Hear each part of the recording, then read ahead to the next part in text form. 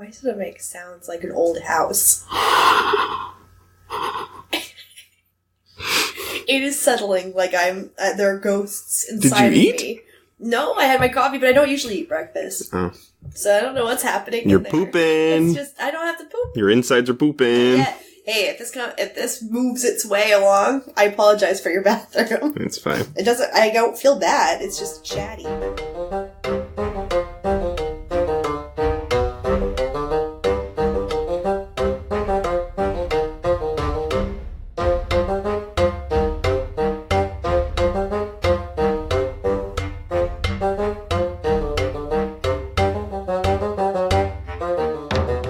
Welcome once again to Noah's Snark, where two former religious types and current snarks take a look at religious media on its own terms. I'm Hillary. And I'm Josh, a.k.a. Ugly Miracle Baby. So, as always, we have to talk about some stuff. Okay. But before we talk about the stuff we're doing today, we talk about anything we failed at or just did really, really solid at. Okay. I got nothing. Nothing. Okay, I have two things. Okay. One, anybody who's heard this and listens to our episodes as they release should know that I slightly re-edited the Superbook 2 episode. Just the beginning. It's a better joke now. Continue. We just talked about this off mic, so I'm letting everyone know. Some context. It's just a little bit of context that makes it better. Okay. 2, when we were doing the preview on Prodigal Planet 4, Is It Wrong to Try to Pick Up Girls in a Dungeon? I had in the moment corrected it to, is it okay to try to pick up girls in a dungeon? Right. But I was wrong. The original was correct? The original was correct, I'm pretty sure. I felt insane during that, because I'm like, I swear this is the right one. I believe I was right initially, and then changed it because I second-guessed myself. It just helps prove how ludicrous that title is in the first place. Yeah, it's so off the wall. Right, it's obviously a bad translation. I'm not entirely sure about that. I think it might be. The Japanese do love naming things really long things. That could be true. I just mean you could be right. It could be either. Yeah. But either way, it's like, what a title. So, all right, but let's move on to today. Okay. What are we doing today? Today, we are doing Joseph the Dream Maker. Joseph, the King of Dreams. Dreamer. King of Dreams. Joseph, King of Close Dreams. Enough. I enjoy being bad at this. You're only bad at titles. I know. I don't know why you're so bad at it. Although, ironically, the one that you had right, I corrected you wrongly. And that's, why we're a great pair. I guess so. You're just, every title you're like... I don't bother writing it down, and I'm not gonna lie, I probably never will. I mean, you just watched it. It was just weird that you can't remember. What was the movie we saw last week together? Midsummer? Okay. I just wanted to see if you could get it. I was trying so hard. So we're doing Joseph, King of Dreams. We watched it on Netflix. It is a follow-up, but prequel to The Prince of Egypt, which is a pretty popular movie from the mid-90s. Yeah, I saw it in the theaters. Yeah, I have never seen it, but eventually we will. Yeah. Spoilers for the future. Cool. No one cares. I look forward to real movies. Right. So... I don't know. That's it. It stars Ben Affleck, Mark Hamill, and a couple of people who I don't remember. Jodie Benson. Who's that? She was the voice of Ariel in Little Mermaid. Ah, there we go. She is a Disney goddess. Gotcha. Worshipped by all Disney lovers. Gotcha. The singing voice of Joseph is not Ben Affleck. No, and might as well have been. I don't know how they afforded Jodie Benson and didn't bother getting somebody good to sing for Joseph. I mean, he was good, right? No, he wasn't. No? Okay, I don't know. No. You know me and music. I know. I can't wait to hear how upset you are by this whole movie. Well, then let's start with what we always do and talk about one sentence that describes this movie. Okay. Do you want to go first or you want me to go first? I'll go first. Okay. A ridiculous story told with the kind of efficiency I'd hope would inspire many of the creators of the crap we have to watch, but I'm always disappointed in the latter. This movie is efficient. It is efficient. I like that. Yes. I put spoiled brat gets ousted from his family only to gain power and prestige as a dream interpreter. The millennial dream. The millennial dream. It's good. That's good. Yeah. That's basically right. He's basically the original millennial. Turns out, from the boomers' point of view. You know, the spoiled. The stereotypical millennials. Not the actual ones, which we are. Right. Not the sad ones who try their best. Right. We're just fucking living, man. The boomers' idea of a millennial. What is happening with my fucking mouth? This is going to be a day, Josh. Millennial. The boomers' version of a millennial. Yeah. It's Joseph, the king of dreams. You know, that's a funny point. Is it? Mostly because boomers are also the type who would think this story is like super inspirational. Absolutely. Like, this is what you talk shit about people my age for thinking, even though we don't think it. Their ideas of what a millennial is actually a projection of what they are. Spoiled, live the best lives, think everybody else. This is actually a thing that's really easy to make me fight you about, is when I hear older people, or even people my age, talking about how kids these days... Oh man, kids these days, like, don't listen to anybody and they don't get off their phones. I was like, every fucking generation from the beginning of human history has said kids these days are the worst. Right. And yet, somehow, we're always better than the people before us. Do you want proof? Right. Just ask literally any generation about an issue that was a hot topic. Slavery used to be cool. Now we're like, not cool. Now, granted, there's always people who are a little regressive. We can ignore them. They are not representative of a generation. Right. Socrates complained about writing things down because kids these days were too lazy to memorize and also be social enough to communicate ideas verbally. Yeah. It's like, no, Socrates, writing things down is fucking technology and it's great, you idiot. Right. Somebody posted a side-by-side picture of, like, what people complain about with kids and they're all looking down at their phones. And then, the next picture was, right after the invention of or when newspapers were the biggest and everybody's on the train, everybody's reading their newspaper. Their faces are completely hidden. Books. It's always... Whatever the new quote-unquote technology is. Yeah. And like, also... kids don't talk to anybody. Yeah. No one's ever wanted to talk to everybody else. That's also what they say, but then they show a picture of what kids are actually doing on their phone. It's being hyper-social. Right. Yeah, they're all reaching out to their friends. They're, like, sharing things. They're, like, communicating. You know, it's just a different way to communicate than what old people are used to. And there's always one asshole who's got one example of one kid who is, like, socially awkward. It's like, that kid's just helpless because of the phone. I was like, there are 4 billion kids in the world. People are allowed to be introverts. I will yell it from the rooftops.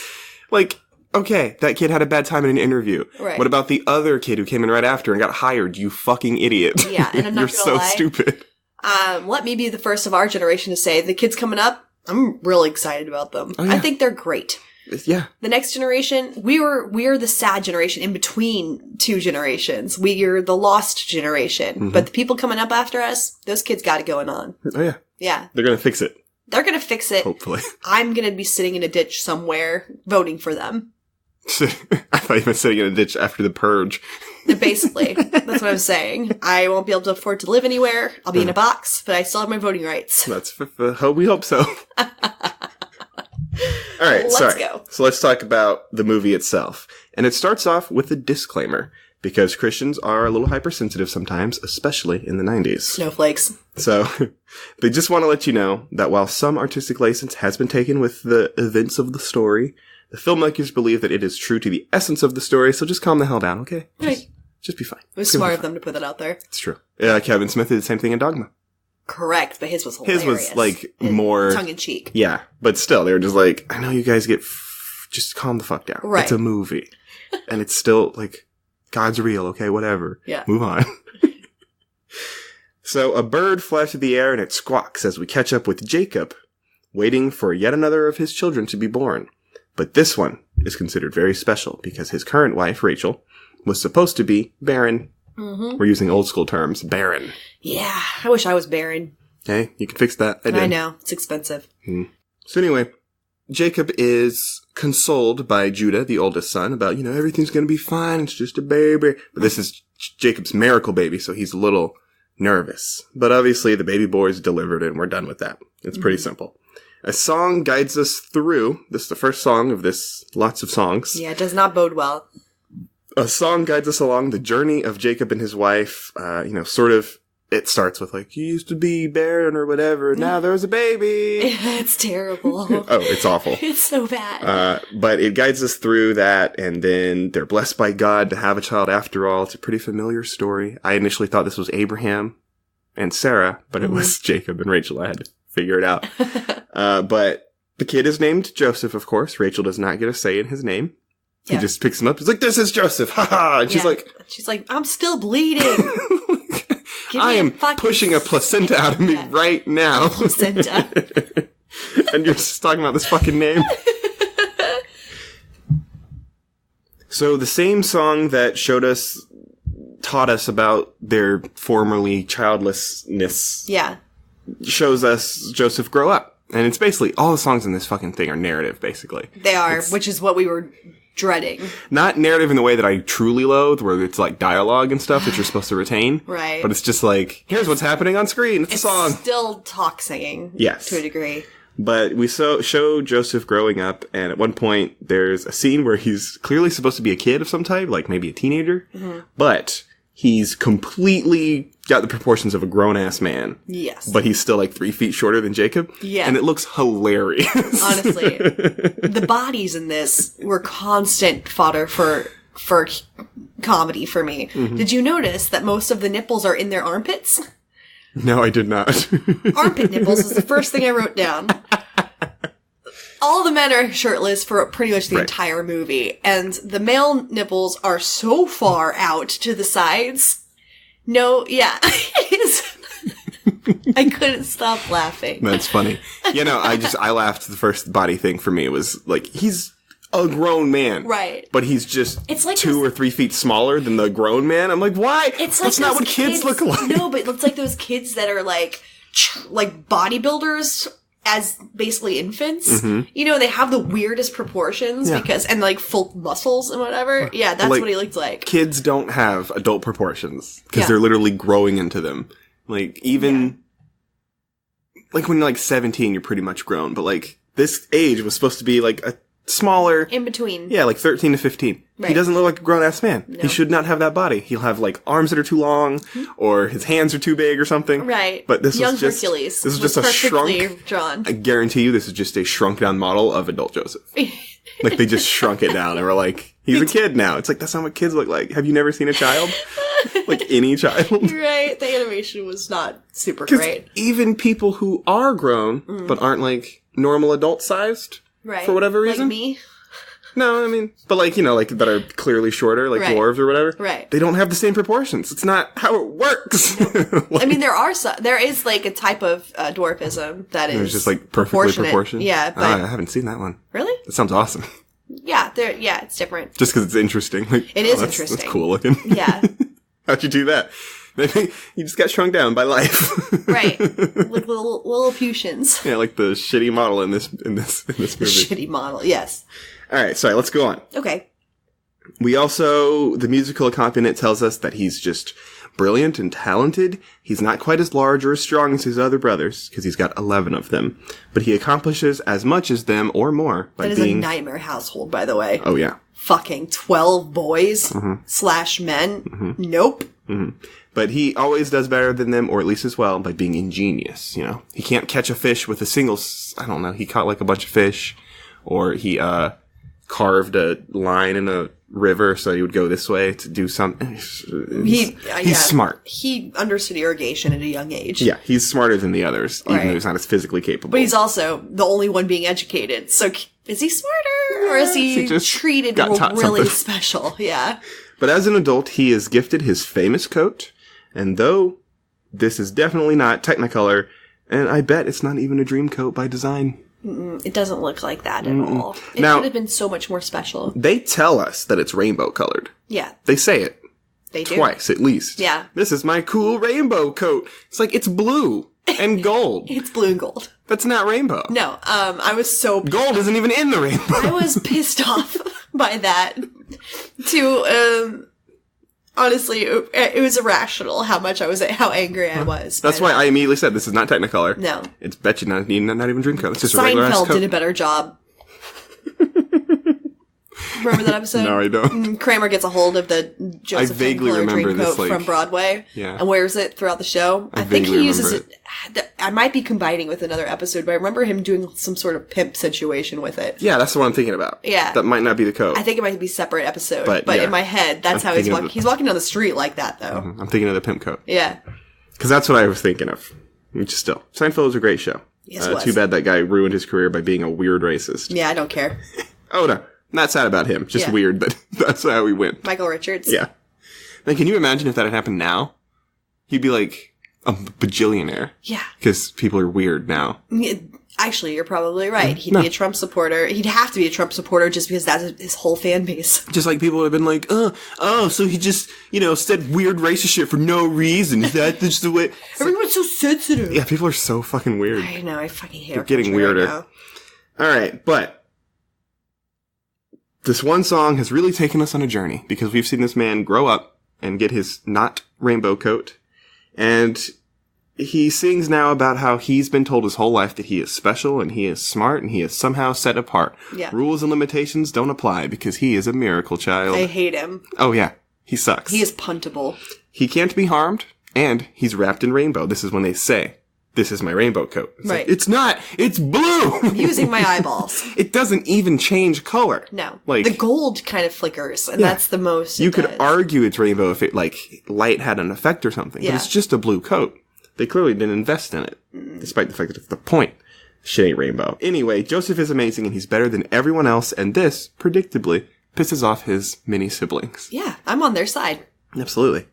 But one night, while asleep, Joseph has a really strange dream. The colors get all impressionistic, and he runs through the wild while being confronted by what appear to be wolves. Yeah, and this is like a Van Gogh dreamscape. Right. Very I had to look up clearly. what kind of painter Van Gogh was so that I could say impressionist. Yeah. My favorite. I initially said expressionistic, so I wasn't too far off. You weren't too far off. It sounds similar. But just so everyone doesn't think that I know painting, I don't. I looked it up. This is my number Technically, one favorite. he's a post-impressionist. Yes, he is. But I was like, whatever. Twas. I like him, still. I just don't appreciate art in a way. Yeah. Because I don't have the You don't have to. emotional capacity for it, I think. A lot of my mom and I's trip to Paris was hunting down the impressionist work. Nice. Yeah. That's I saw cool. a lot of the ones that I've really cherished. But this leads Joseph to believe that the family will be attacked by the same wolves, or at least the herd.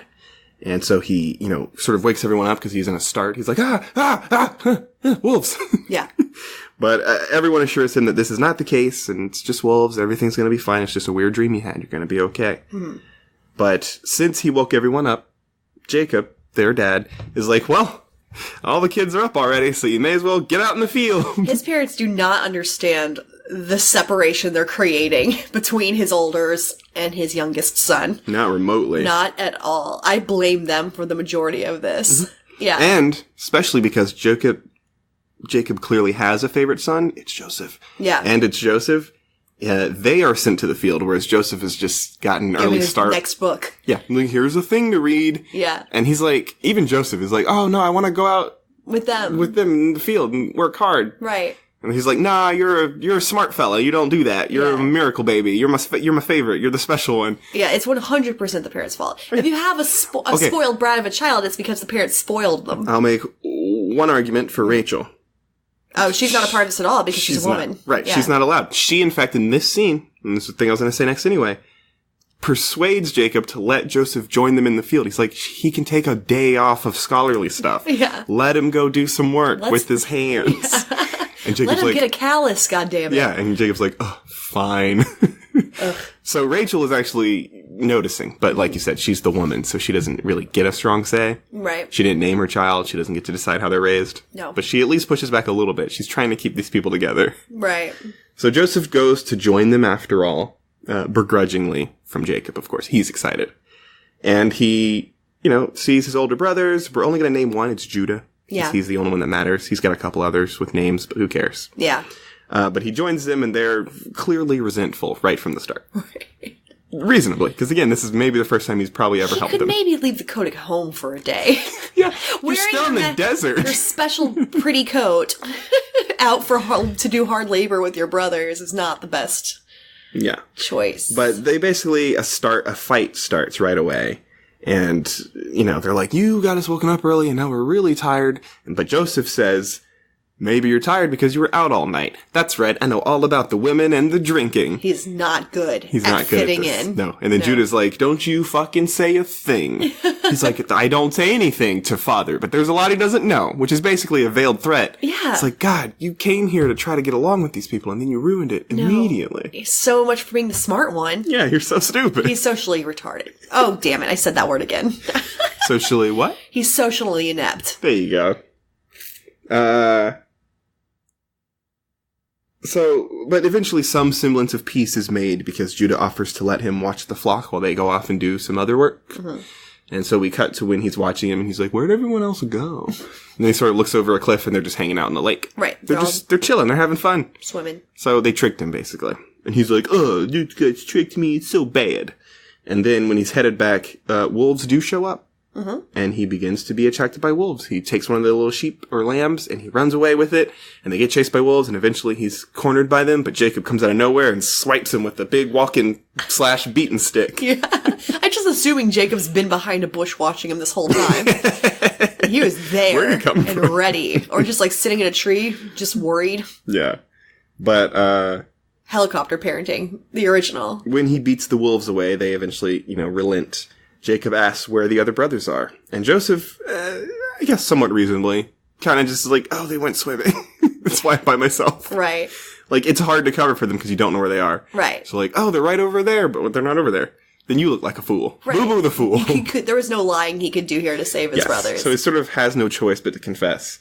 But the brothers do show up immediately. Yeah. Because apparently they heard a ruckus. Right. I heard a ruckus. I'm here to help. But they've been ratted out. So Jacob is very upset with them. And he points out that they have abandoned his son. You abandoned my son! And Judah reasonably says, we're also your sons. We're all sons. I'm your oldest son, in fact. Yeah. I'm the first one. So. You dick. You dick. But Jacob is still mad. And he's also really bad at this whole not picking an obvious favorite thing. Like, that's parenting 101. No, Jacob's the worst. He's a terrible dad.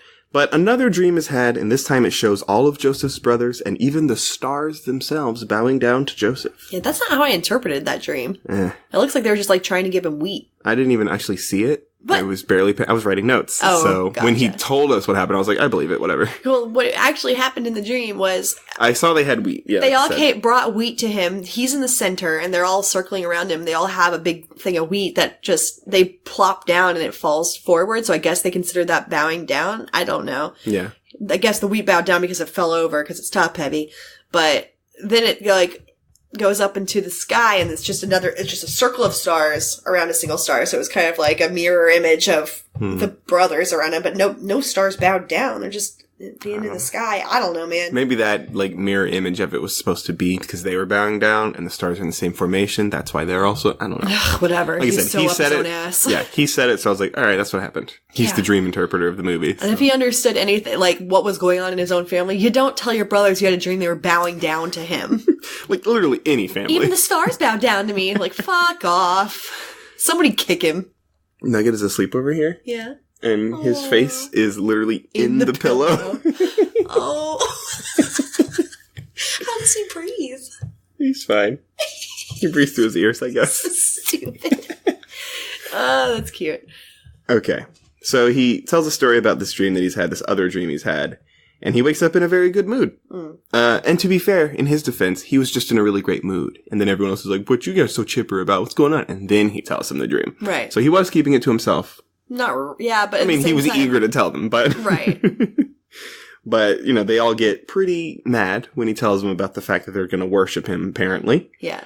And Jacob, especially, has become a believer in the dreams because the last one he had turned out to be true. They were attacked by wolves. Yeah. And so he wants to figure out what the hidden message is, while the people who were supposed to be worshiping him in the dream are resentful. So they just sort of, walk away. And Rachel, who I learned now was Joseph's mom, but not the other boys' mom. Yes. That's why I was initially confused. That's why they say half-brother. Well, I was initially confused because I was like, how is he a miracle child? I had the same thought. You've got 12 or 11 other kids. At first, because we see him young and then we see him older, I'm like, maybe they all came after him and he's the oldest, but he doesn't look like the oldest. Right, blah, blah, he's blah. literally youngest. Yeah. But it turns out Jacob's first wife is dead. Yeah. He got a new one, and she was supposed to be barren. Right. Miracle. It's a whole thing. And so, yeah, so now they start really pushing on the half-brother thing. I don't know if they said it here the first time or whatever. Joseph says it first. Yeah. Which they're like even more of a punch to like, he's like, we're only half brothers. And they're like, we know. But she tries to explain why the other brothers feel the way they do and sings a song, trying to get Joseph to understand them a little better. Life is harder for them than it is for him, and family is all any of them have. Prideful words are bad and hurtful, and everyone is special. Which is the same as saying nobody is. Yep. Thanks, Dash. Yes. We are all alike in our uniquity. Yeah, right. We're just all so special. Yes. You're just so good. Nobody is special. But it's a song about how everyone is special in their own way, even though no one is better or worse. And so yeah, not that's special. that's just not true. Right. Sorry. Everyone's unique, sure. Yeah. But unique doesn't mean good. No. By default. I mean, we just have to get into the definition of special. Yeah. There are lots of definitions. We all are special in different ways. We are all special in our uniqueness. Mm-hmm. Just some people suck. Yeah. Yeah. So they're quote-unquote special. In fact, we're in the South. We use special to quite literally mean an insult. Yeah. Oh, aren't you special? Exactly. Ugh. Weird. Yeah. Huh. Isn't that special? All right. I think of Dana Carvey. So Joseph goes to catch up with his brothers, but they're still feeling pretty spiteful. So they swipe his fancy coat. See, I had spiteful and then I had swipe right after, so I almost said swipeful. Swipeful. But they swipe his fancy coat and they play a little Joseph in the middle. They throw it around and he's like, I'm sick of this game. But eventually he is more or less cornered and he falls into a pit. Yep. Just a chasm. And the brothers choose not to rescue him. And so they walk away, and a few minutes later, or hours later, Joseph is ultimately rescued by some men in, like, you know, pretty dense turbans, and they're clearly slavers. They're going to take him and sell him away. Yep. And so Joseph says, oh, you can't do this. My brothers will come back for me. But then it turns out the other brothers are present, and they're the ones who sold him. Yep. To the slavers. They're like, hey, we have a guy in a hole. We could use some silver. Want to take him? Yeah. So for a measly 20 pieces of silver, Judah, the oldest and the ringleader of the brothers, gets paid for his brother. Yep. And he does appear to be slightly regretful even in the moment, but it doesn't stop him. And he takes Joseph's torn coat, because it was torn in the fight. Right. He takes Joseph's torn coat back to Jacob and reports that Joseph has been killed by wolves. They don't explain where the blood came from. Because there's blood all over it. Yeah, they probably just get some, maybe. Yeah. They probably killed an animal or something. Yeah, it's not that hard. Right. They can't really forensically check it out. So anything that bleeds will have blood. Jacob has the coat and he's like, this doesn't seem like human blood at all. One of their brothers has like a hand wrapped up. Oh, yeah. I was attacked by wolves too. Just this hand. Just this hand. Yeah. I defended myself, but Joseph died. Oh no, Joseph. Jacob, what happened to your hand? Nothing. No, I'm fine. Alright, so Joseph joins his fellow slaves in Egypt. He's taken to Egypt, where they sing a jaunty tune about being forced to build the Egyptian empire. It's the strangest thing. It is very strange, but also we did that song that the mom sung. Yeah. I meant to mention this. They're like harvesting sunflowers. Mm-hmm. Not native whatsoever to the Middle East or to Africa or anywhere that they are. No? They're native to North America. There's a few that are from South America that are different. That's funny. You know, yeah. I didn't think about it. I think it was just they're playing off. I think they got stuck in the Van Gogh. So they have sunflowers. Right. Like they couldn't look up Middle Eastern flower. A flower that could possibly be in this desert. That's funny. I just want to point that out because it was another thing that bothered me. Yeah, it's not super surprising. No. Armpit nipples, sunflowers. Mistakes. Rainbow coat, all of it bad. So, there's this jaunty tune being played. It plays like a triumph, but we're literally watching slave labor. And even the song itself is about how Joseph is now chattel, and some can live like gods while others sacrifice. Right. But it's like, we are slaves and we're here to do slaving. Yeah, it's so true. Welcome to building an empire on our backs. You belong to someone else. Get used to it. It's the weirdest. We're all in this together, but you don't have a choice. It's so fucking strange. Because it's this morbid song. The lyrics are morbid. The scene is morbid. Yeah. But it's just such a, like, chipper tune where you're just like, yay, he's a slave. It's so true. But basically we watch Joseph. But even slaves can have work ethic, and he does. I'm not mad about singing songs to keep your like morale up. Right. But it's a weird thing for the movie to do. Right. This is not a chain gang song. Right. Like, it's a known fact that even American slaves had songs they would sing in the fields to sort of just keep they need the songs. Okay? Yes. Whatever song they want to sing, they're fine. They're allowed. These are not reverential songs, like super stoked. Right. This is what we're doing. But if 12 Years a Slave had a scene where Ejiofor is being put into slavery, and not the slaves themselves, but the soundtrack of the movie is like, this is a great event, it's gonna be so cool, you belong to me! You'd be like, this is not the right message for this movie. This is really bad. That's all I'm saying. No, you're not wrong. Yeah, it's just, it was a really weird... It's a good time to point out, too, that at the very least, these are brown characters. Yes. They made them brown characters, but an all-white cast. Oh, so are we happy? It's something. It's Even something. Joseph, it gets browner in the movie. He does get brown. I mean, he's out in the sun all day. Very true, but that's acknowledged. Mm-hmm. Yeah. But it's a strange scene, but he's evaluated and he is eventually sold to a guy named Potiphar. Because he makes he's got delicate hands, which makes a good house slave for someone who's fancy. Yeah. But where am I? I'm a little lost. Give me a second. Yes, but Lord Potiphar takes him in, and he does now have to get used to working with his delicate hands, but he immediately makes a good impression by being an incredibly hard worker, despite being a weak little baby. Mm-hmm. And so he's taken into the direct service of Potiphar's wife, who has a name too complex to say, so I'm going to call her Z. Z works for me. Yeah. It's a promotion for him, because what did he do? He was sent to clean a floor, and he cleaned the whole floor. Yeah, he was like just really no good one at else ever figured it out. Also, he's just, he hasn't been a slave for long, so he still has some... Yeah, he's like, I just gotta work real hard, maybe I can get out of here. Right, yeah. That's the American dream, baby. Exactly. Were you gonna say that? Yes. The American dream, but also the millennial dream. I'm just gonna clean the whole floor, and they'll give me a promotion. And it works. It fucking works. So... He work ethics his way out of slavery. Well, he's still a slave. No. But out in of the course of the movie. Oh, yeah, we'll get there. But he also, while working for Z directly, he makes a connection with one woman named Asenath. So we'll follow... Benson. That's Jodie Benson. Yes. So we're going to follow up on that. So let's just do a quick character name recap to make sure we're clear. Oh, God, okay. Joseph is the main character. Yes. He's got a blue coat that's supposedly rainbow. Yes. Judah is his oldest brother. He's the ringleader. It's possible that some of the characters who've been doing stuff is not Judah. I'm always going to say Judah because he's the only one that matters. He's the only one that matters, and they all look the same. They look exactly the same. Exactly the same. One has a slightly bigger beard. And one is a little tubbier than the others. Jacob, that's the dad. Potiphar is Joseph's owner.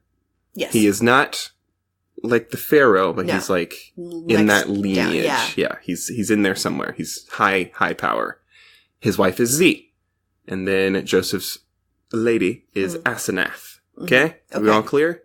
Asenath the lady. That's going to be everyone, I think, who gets a name. So we're going to be okay. Okay. Good idea with the recap. That it's always useful when you have more than like 3 names. You got to start. And they're not, typical names. Right. They're not American names, is what I was trying to say, I guess. Not names we're used to right away. Right. How about that? Joseph. We got him. We got Joseph. But Potiphar is a bit odd. Potiphar doesn't stick. Our culture. Correct. So Potiphar goes to buy a house from a dealer, but the dealer tries to rip him off. And Joseph is, of course, the one who notices. And once it's pointed out, the dealer is obviously imprisoned and possibly executed. But Joseph is just so impressive that he's more or less promoted again to even higher responsibilities. Mm-hmm. He is educated, after all, and thus is used for things that one might need an education to do. Like hold a fan over the wife. That's what he was doing. Was that before this? That was before this. Okay, so he got promoted from holding a fan. Right. He does some interior designing. I don't know. He just does stuff, like he does math and shit. Yes. Like the sort of high slave rather than the low slave. Because he's got an education, and it is kind of a waste to be like, well, education's rare, so you may as well go clean the floor. Yeah, right. It's hard to make the argument. Right. But the song here, because there's another song, is about how you have to take whatever road is available to you to progress. And it's extremely forgettable, but I think it's really troublesome, like problematic, because I could be wrong, but the whole, you're stuck in the worst system of all time, literal slavery. Yeah. But hey, just go along to get along and everything will work out, I guess. Seems pretty... Telling people to walk the road they're on. I think is that the exact wordage? I think it is. It's very close. It's something similar to that. Walk the road you're on. No, you can aspire to more than the road that a caste system placed you. It's weirdly fatalistic. It is. But also condoning of the system. Right. Keeping people down while making it sound like... Because this is literally a song about how Joseph is going to work his way, like you said, out of slavery. Right. Which he does do shortly. But he's already worked his way into, like, best slavery. It took him 3 weeks, but he went from cleaning a single... they don't give us a clear idea of the time passing. It doesn't matter, because it's just so fucking strange. Be fine being a slave, because maybe you won't be one day. Be the best slave you can be. Best fucking slave. Yeah. And you'll be cool, too. Don't fight the system. Don't ever. Yeah. Why would you fight the system? You can just work your way through it. This was written by corporations. It was. Yeah. It was certainly written by capitalists. Uh-huh. But, like, I don't know. It's just super strange. It's upsetting. It bothered me. Are you picking up that dog? Yeah. Whoa, whoa, whoa.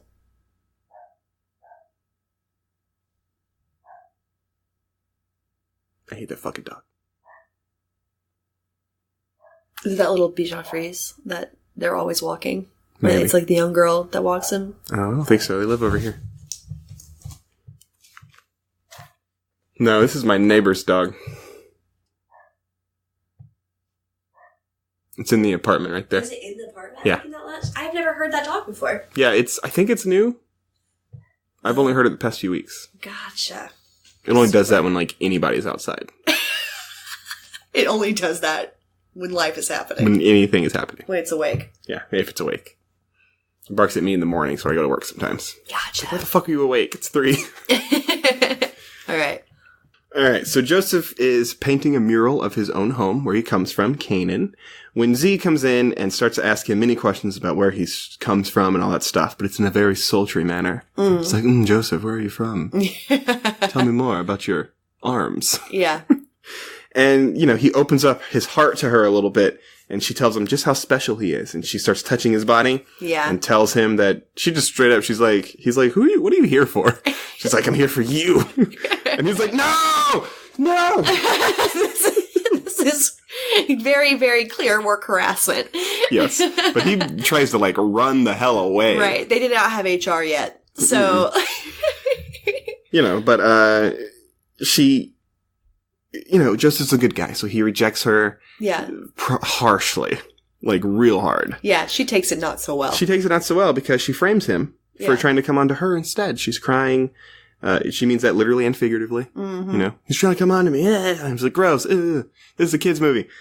He refuses, Joseph does, refuses to confess when he's confronted by Potiphar. Mm-hmm. He's obviously arrested, who points out that Joseph was treated better than any other slave. You were given opportunities no one else gets, and this is how you repay me? Joseph's like, no, it's not how I repay you. I was just working. Yeah. I was just doing my job. Your wife put her hand down my skirt. Yep, I didn't like it.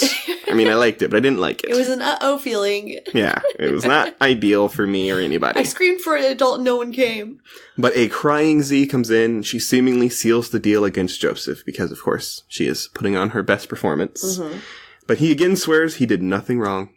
But Potiphar sentences him to death, and Z eventually is like, no, he doesn't deserve that. And she sort of doesn't confess, but she implies that she was the instigator. Right. But Potiphar is still quite mad, and so he imprisons Joseph for reasons unknown.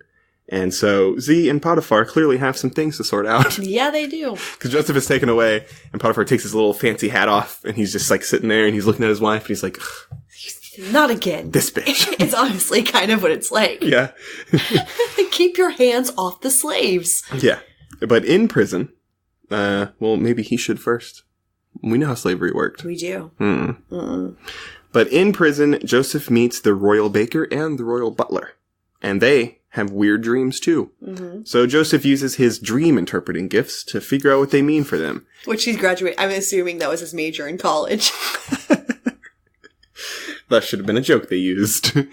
But he talks to the butler first, and he has this weird dream about, it doesn't matter. But he has a weird dream, and Joseph tells him, in 3 days, someone's gonna come for you, and you're gonna be released. You're gonna be fine. And then the baker, it was ironic, because he was the one who was the biggest dick about it. Yeah. It's like, that's not a real fucking ability. You suck. It's like, this is a lie, and you're just messing with us, and why would we listen to you? Right. So he's like, here's a weird dream I had. Figure it out. Hot shot. Right. And so he gets told that he's going to get executed in the same 3 days. Right. And he's like, that sucks. Why would you tell me that? And Joseph's like, look. You asked me. It's a real ability. I don't know why. I'm magic. I don't know why I'm magic, but God gave me the lamest ability. Can't help you because it's true. 3 days pass, and obviously don't believe him initially, but 3 days do pass, and the baker is taken, clearly for execution, and the butler is taken, not for execution. And so the baker, it's funny when he gets taken away, clearly to get his head cut off. Yeah. He's like, that's not a gift! They're socks! Or something like that. Something like that. Like, he's like, it's the worst! Why would you tell me this? But the butler's like, oh shit, that's a real thing. So on his way out, Joseph's like, tell Potiphar about me, tell the Pharaoh, tell anybody. Yeah. I have abilities. Which is, I mean, fair. I'm more than just a hot ass. Yeah, exactly. Potiphar, I didn't come out of your wife. Either literally or figuratively. So just let me out. I have abilities. And he languishes in prison for some time, though. Because, he might have a superpower, but no one has any use for it right now. Yeah. But he's a simple man, so he grows a tree. Yeah, because good for him, Asenath has taken some pity on him, and she drops some food down to him. And it's not ideal, because he literally eats it off the floor because it falls. Right. But it's better than starving in prison. And it does cause him to call out to God and ask why he's going through all of this. Capital He gave him these gifts, and he's just using them as best he can. So why is he forced to go through being sold into slavery, now being in prison for something he did not do? Right. All this stuff. Good questions. The next morning, he wakes up to find a single leaf on a formerly dead plant. And this apparently inspires Joseph that things are going to work out after all. Mm-hmm. So he sings a song about how God knows better than him and will show him the way. Joseph is letting go of the need to know why, because God knows better. Get it?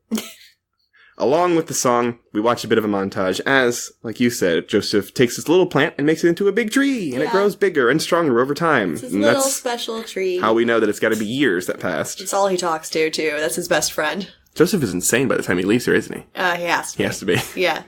But basically, we can get some semblance of the passage of time because the tree is big by the time, anything happens. Right. So he's probably in here for 2 or 3 years. At least, yeah. Yeah. So when the song, it's probably more than that. But when the song is over, Potiphar shows up and he rescues Joseph from the dungeon because the Pharaoh is suffering from a scary dream over and over. And Potiphar has heard from someone that Joseph can interpret those damn things. Way to go, Butler. Butler, you delivered. You're the best. And so we hear Pharaoh's crazy dream. It's in a lot of detail, but I didn't write it down. But I know it's about 7 crows and cows and horns and barns and all sorts of insane shit. Mm-hmm. I know it. I don't know if it's important. You want to say it? I can always cut it out if it's boring. Basically, he dreams that it's 7 healthy cows get devoured by 7 evil or unhealthy or demonic cows. Mm-hmm. And then he has 7... I think it's 7 things of wheat. Yeah. That are growing and flourishing. And then 7 diseased wheats destroy the healthy wheats. Mm-hmm. It's pretty straightforward. Right. Okay. Well, that's what happens. The animation of it's kind of interesting. They kind of go abstract with the whole thing. I did see that, and that was cool. The dream sequences are probably the best part. They are the best part. They're just interesting, at least. Yeah. But he talks about this crazy dream, and Joseph is ultimately able to figure out what it means. There will be 7 years of great abundance in the harvest, but that will be followed by 7 years of complete famine, through which Egypt may not survive. But he has a solution. He says, you must take somebody you trust very well, and during the years of plenty, you store 1/5 of the harvest and keep it under guard. And when the famine years come, they will have spare grain to feed to all the people. Mm-hmm. It's like, okay, that's not a terrible plan. Logical. And Joseph doesn't realize it, but this was a job interview. Because Pharaoh says... He came to them with a problem and a solution. He nailed it. He said, someone you trust. And so Pharaoh looks at Potiphar and says, you trust this man? And Potiphar says, yes, I do. He did not try to fuck my wife. So the person who is I punished him anyway. And he still helped me. So the person who is granted the power to set aside this harvest and distribute it back to the people is Joseph himself, who now gets a fancy new Egyptian name and is second in command of all of Egypt. Yeah. Second only to the Pharaoh himself. He's fucking vice president of Egypt. So he has a great new life now. He marries Asenath and they have a couple of babies while setting about his duty over music to not only farm a metric shitload of grain, but also preserve a great amount of it for the bad years that were going to follow. Mm-hmm. And so basically we know that this is at least 7 years because the 7 years haven't happened yet. So he does this, and the show, it shows us all this while they're singing. This song was so forgettable. I am not even convinced the people who sang it remembered it 20 minutes later. Every single song is forgettable. It is, but this one is especially. I don't even remember that there was a song in this part, so. Mm-hmm. Yeah, no, the people who performed this song for the movie forgot it when they left the studio. They're just like, what was that? I'm lost. But, it's basically, I wrote down, it's about giving more than you take, which is a good message, at least. It's much better than, hey, just be a really good slave and everything will be great for you. Yeah. Woo-woo. It's my buddy Jesus when I'm making a stupid point. Buddy Christ. Buddy Christ. Yeah. All right. So at least it's true. You should give more than you take. Cool. Sure. Whatever. The song ends just as the famine comes, and there's no food or water to be had in all the land. But Joseph, trustworthy guy, has upheld his responsibility, and he has stored grain for the people of Egypt. And so the food lines are running along swimmingly. But, much to his shock and chagrin, Joseph's brothers show up asking for grain for their giant family. Mm-hmm. Now, they are not Egyptians, so they are not entitled to this. Right. But we know that. The guy giving out the grain does not. He does. He kind of... Really? Yeah, because he's like, you're not Egyptian. Like, no. No, I thought Joseph said that. So... It's a soft no. But then they say, because they're giving the food away, then the brothers say, we have silver, we'll pay you for it. Oh, right. And then the guy's like, oh, we'll pay him, and that could work, because, we could use the money, right? Right. You can buy grain from somewhere else, maybe. But they're like, we'll pay you for it. But this pisses Joseph off, because we have silver. He was literally sold for silver. Why do you have silver? He's literally triggered. He's like, motherfucking silver! I'll kill everybody! He is. Which, I'm not against it. No. I know why he's mad about it. This is well justified. And they further claim that they have another brother who's still at home. Because it says, how many are you? He says 12. There's 10 there. They have a dad and a youngest brother. And this is obviously a lie, because Joseph is the youngest brother, and he is here. Yep. He's supposedly dead. Mm-hmm. So, because he's feeling understandably spiteful, he goes over there and he interrupts, because they weren't sure. I think they were going to ask him if they should sell it anyway. Yeah. And he arrests one of the brothers and says, I will give him back when you come back here with your money and your youngest brother to prove that they exist. Yeah. And of course, he doesn't think this is going to happen because he is that youngest brother. Right. And in the next scene, Asenath they're sort of hanging out above the prison cell, the one I think Joseph was in anyway. Like it's a hole in the ground. Yeah. And Asenath, his wife, asks him what his deal is. And Joseph confesses that they are his brothers, and they're the ones who sold him into slavery. And the arrested brother sees him in his cell, and he tells him that, my brothers will come for me. Yeah. And then, of course, this sets Joseph off again. Lots of flashbacks for this guy. He said the very same thing when he was first grabbed by the slavers, before he realized that it was a setup.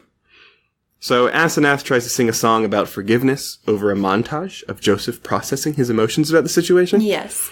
Bad song, great singing. He's like, upset, but then he's like sort of okay, but then he's upset again, and he sees this little mural, and he's like, ah! He knocks something over. I don't know. It's a whole thing. But the song is over when the brothers eventually return, and Joseph is ready to confront them in all of his second-in-command of all of Egypt glory. Mm-hmm. And now Joseph does meet this actual youngest brother who does exist, Benjamin. Yeah. And he's like, why am I here? And this is Joseph's younger brother and his first full sibling. Yeah. Because remember, these are all half-brothers. So Joseph has effectively been replaced by Jacob and Rachel having one more kid before she died. Mm-hmm. She's dead, by the way. Joseph's mom died, and he never even knew. Yep. He finds out from his brother, who doesn't know he's his brother. Who doesn't know. So, Benjamin gives him a bit of a rundown about how life has been since Joseph's supposed death. And Joseph learns about the lie that he was killed by wolves. And all of the brothers are reunited, though Joseph doesn't say he's one of them, but he lets the other guy out of prison. Right. So, and he treats them to a little feast because they did as they promised they would, and he did make a promise. He was like, okay, bring the brother, you can have the wheat. Well, they brought the brother. He gets wheat. Joseph proposes a toast to the brothers the next, just dealing. He's still playing coy because he's still kind of pissed off at him. Yeah. He's fine, but he's also like, he does not know how to play this. This is a weird situation. But I think it does a decent job of conveying how conflicted he is. Yeah, I think it does too. He's so angry, but he's also like, I guess it's fine. The way he's in this seems completely reasonable to me. But the next morning, the brothers, all of them, are arrested again, and Joseph heads down to confront them. He cuts open the grain sacks as he's given them, and he accuses them of stealing. So as he's cutting the grain sacks, just grain falls out. But eventually, inside Benjamin's bag, he finds a fancy golden cup that he was using the previous night. So that's the stealing. Mm-hmm. He put his bag in the thing. Benjamin says he didn't do it. I didn't do that. What are you talking about? But obviously, he's about to be arrested. Mm-hmm. And the other brothers ask Joseph to take any one of them instead. Literally any of us, all of us. Yeah. And Joseph is stunned to find that they are willing to sacrifice themselves for their favored, spoiled half-brother. Yep. Just like him. You get it? Yeah.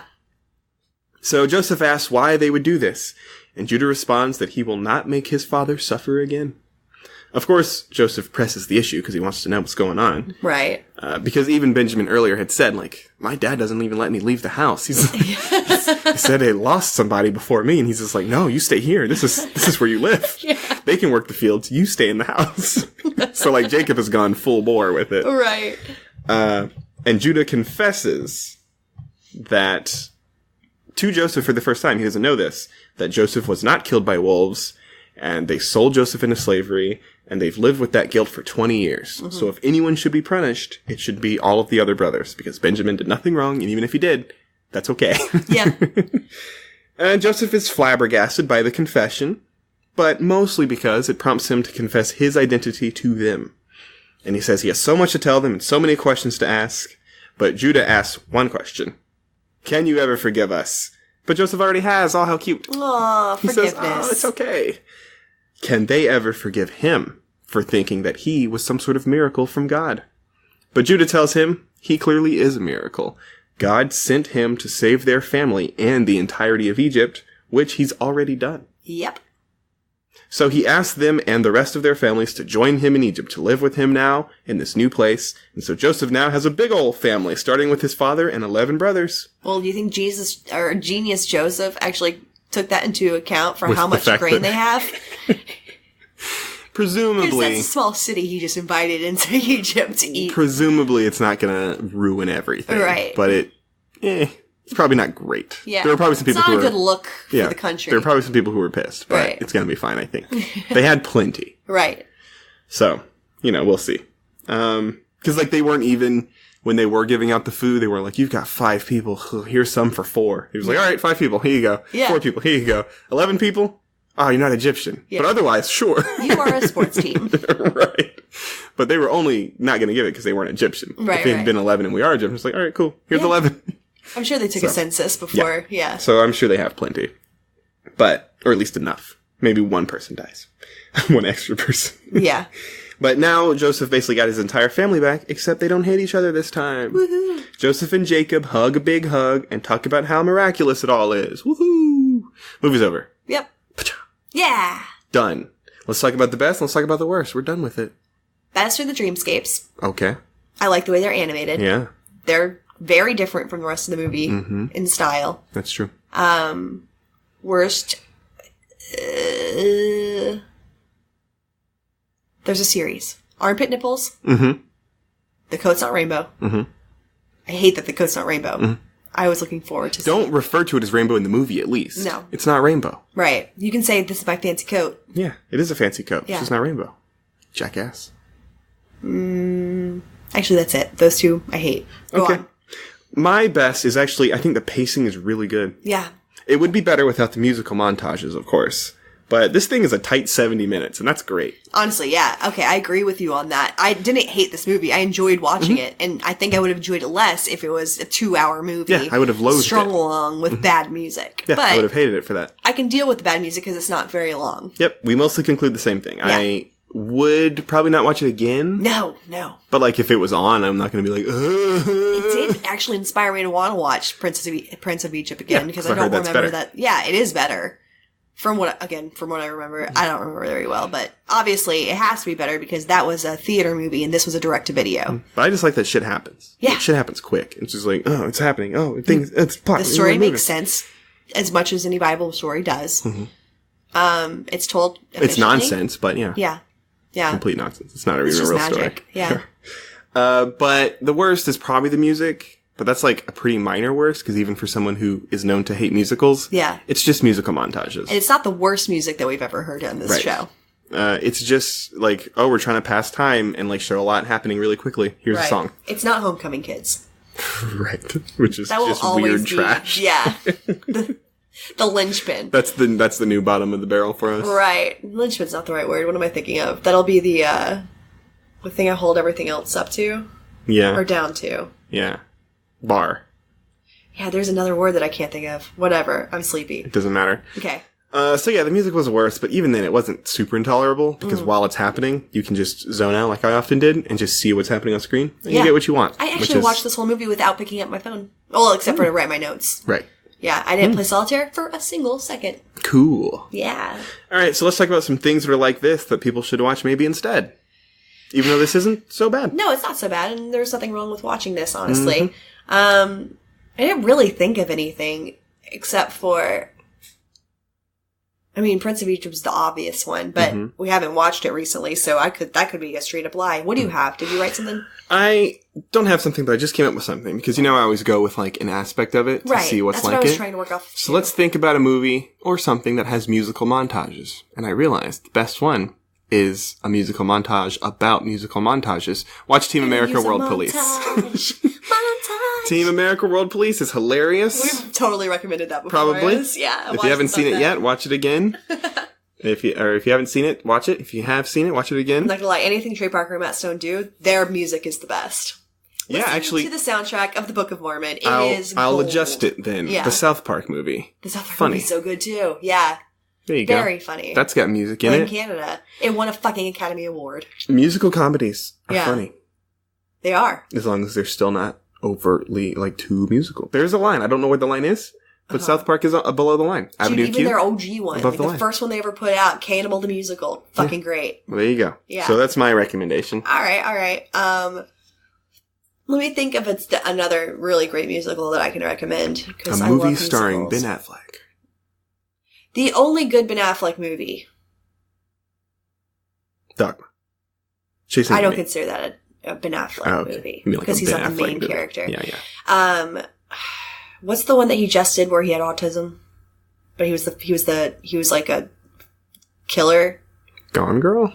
No. What's this? I don't know. Oh, actually, that's the best one, but that's because of David Fincher and not because of Ben Affleck's skills. Actually, you know what? I'm just gonna say Little Mermaid. I fucking love Little Mermaid. Jodie Benson is the best princess voice. And we have a new Little Mermaid coming. We do. With a woman whose name I will never be able to say. Because you want to say Halle Berry? Absolutely. Every time. It's Halle Bailey. It's her whole life, I bet. I bet her whole life has been people calling her Halle Berry. Mm-hmm. Poor Halle Bailey. Being an actress. Yeah. Especially where Halle Berry is still alive. Right. And being Halle Bailey has got to be hard. It's got to be hard. Because I initially compared to Halle Berry. Too saw the news. I was like, Halle Berry, she's a little old to be the Little Mermaid. I saw the picture of the girl, and then I saw the name. I'm like, what's happening? So I didn't see the picture first. I saw the name, and I immediately read Berry, and I was like, Halle Berry's a little old to be a little. I'm like, okay, black don't crack. I'm fine with it. But then it was like Halle Bailey, and I was like, that's a different person. That's weird. I'm less upset about that casting than I am about Melissa McCarthy being Ursula, because is that what they did already? Yeah, she's going to be Ursula, which I love. By the way, I love Melissa McCarthy. She's great. Her physical comedy is the best. Mm-hmm. She's great. But it's a missed opportunity to have some, like, badass, drag queen. A la the original Ursula, which was based on Divine. Mm-hmm. They could have found somebody amazing from anybody from RuPaul. Okay. Could have been a great Ursula. What? Did I hit something? That thing was like working. What? It was like... I might have hit the table. Alright. But okay, so there we go. We're talking about watch The Little Mermaid and watch South Park the movie. Yeah. But in Canada. America. And everything Trey Parker Just watch everything. Ever done. Orgasmo. Excellent. Alright, so let's get out of here. Let's talk about next week. What are we doing next week, Josh? What are we doing next week? You tell me. I don't know. Let's see. Ooh. Hercules, The Legendary Journeys. Is this a TV show? Is it a movie? It's obviously a TV show. You don't know? I don't know what this is. Whoa. Is it a video game? Okay, give me that. Hercules, The Legendary Journeys is a show from the 90s. Oh. You know Xena? Of course. Xena is a spin-off of Hercules. I think somewhere in my head, I knew that. Hercules stars... Wait, is this Kevin Sorbo? Kevin Sorbo. Oh, fuck me. The ever-sexy Kevin Sorbo in his heyday. And reliving the show that inflicted him upon us. Holy shit. This is the thing. Can we one day watch Young Hercules? Starring a baby Ryan Gosling? Yeah. I don't care. Yeah. That's where he got his heart. Okay. Yeah, but this is the show that caused Kevin Sorbo to be a name that we have to know. Oh my god. I'm actually excited. I've never seen an episode. I didn't care about Xena. I didn't care about Hercules. It wasn't really my thing either, but I've seen like maybe 3 in my life. That's amazing. Both shows together. It's so funny, Josh, that you bring this up too, because I've been rewatching Don't Trust the Bee in Apartment 23. Mm-hmm. And there's an episode where Kristen Ritter's character brings Kevin Sorbo to a wedding telling him that it was a benefit for MS. Do you remember that episode? No. Oh, it's great. He's great in it. But then, I mean, he plays Kevin Sorbo. Right. Like asshole Kevin Sorbo? No, he plays a guy who, like, he plays the Kevin Sorbo that shows up to a wedding because he thinks it's a benefit. And finds out halfway through that it's not. It's just a wedding. And gets mad, but still does a speech. Right. Okay. So we're going to watch some Hercules. Get ready for that. Yeah. You'll see. Okay. What young, sexy Kevin Sorbo looks like. Don't say sexy. Sexy. Never true. So sexy. People thought he was so fucking sexy. I know, I don't get They're it. like, I'm gonna suck that dick. Oh, it's so gross. Oh, it's so gross. They think the same thing on Chuck Norris, and I will never understand. Ever. And remember, if you like the show, our show, not Hercules, this show, Noah's Snark, please give us some of those 5-star reviews on whatever podcast app or service you are using, and tell your friends about us any way that you can. We need the attention. If you don't have friends, tell your electrician. Mm-hmm. Electrical problems happen all the time. The tree that you've been living in a pit with. Please get a professional to work on your electronics unless you are trained as well. Otherwise, you will die. Yes. We don't want you to die. We want you to tell your electrician to listen to our show. Very random. Did something happen? No. Okay. But links to everything are in the description of this episode. That everything includes our social media, as well as a website that you can go to send us a comment or a question. Yeah. So we can do a mailbag. Mm-hmm. And as always, thank you so much for listening. Thanks, guys. We appreciate you. We like you a lot. Let professionals solve your problems. I want more information about that story. Bye. Bye.